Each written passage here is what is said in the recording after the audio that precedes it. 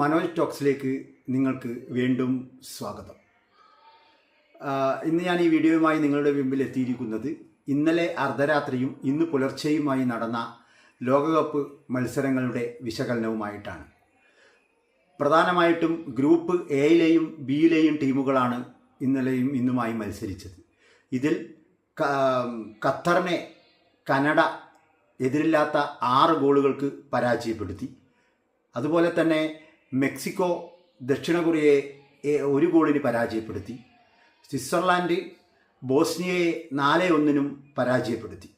ഇതിൽ ഏറ്റവും പ്രധാനപ്പെട്ട ഒരു നല്ല കളിയായിട്ട് എനിക്ക് തോന്നിയത് മെക്സിക്കോ ദക്ഷിണ കൊറിയ മത്സരമാണ്.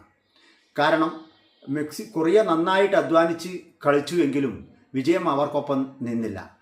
മെക്സിക്കോ 50-ാം മിനിറ്റിൽ ലൂയിസ് റമോറയിലൂടെ നേടിയ 1 ഗോളിനാണ് വിജയം സ്വന്തമാക്കിയത്. ഇതോടുകൂടി ഈ ലോകകപ്പിലെ അടുത്ത റൗണ്ടിലേക്ക് കടക്കുന്ന ആദ്യത്തെ ടീമായി മെക്സിക്കോ മാറി. മറ്റൊരു കാര്യം പറയാനുള്ളത് കനഡയുടെ കാര്യമാണ്. കനഡയ്ക്കും അടുത്ത റൗണ്ട് ഏകദേശം ഉറപ്പിക്കാവുന്നതാണ്.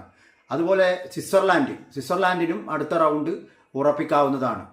ഈ മത്സരങ്ങളിൽ എല്ലാം തന്നെ വളരെ മികച്ച മത്സരങ്ങൾ തന്നെയാണ് നടന്നിട്ടുള്ളത്. ഇന്നലെ നടന്ന മറ്റൊരു മത്സരത്തിൽ, അതായത് ഗ്രൂപ്പ് എയിലെ മറ്റൊരു മത്സരത്തിൽ ചെക്ക് റിപ്പബ്ലിക്കും അതുപോലെ ദക്ഷിണാഫ്രിക്കയും നടന്ന മത്സരം 1-1 എന്ന നിലയിലാണ് അവസാനിച്ചത്. ആദ്യം ഗോൾ നേടിയത് ചെക്കിയ ആണെങ്കിലും പിന്നീട് ദക്ഷിണാഫ്രിക്ക അത് തിരിച്ചടിക്കുകയായിരുന്നു.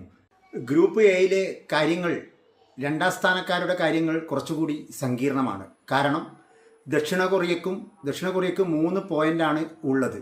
അവർക്ക് അടുത്ത മത്സരത്തിൽ ദക്ഷിണാഫ്രിക്കയെ തോൽപ്പിക്കാൻ കഴിഞ്ഞാൽ അടുത്ത റൗണ്ടിലേക്ക് കൃത്യമായിട്ട് മുന്നേറാം. ചെക്ക് റിപ്പബ്ലിക്കിനും ദക്ഷിണാഫ്രിക്കയ്ക്കും ഓരോ പോയിന്റുകൾ വീതമാണ് ഉള്ളത്. അതുകൊണ്ട് തന്നെ അവർക്ക് അടുത്ത മത്സരം അവരെ സംബന്ധിച്ചിടത്തോളം നിർണായകമാണ്.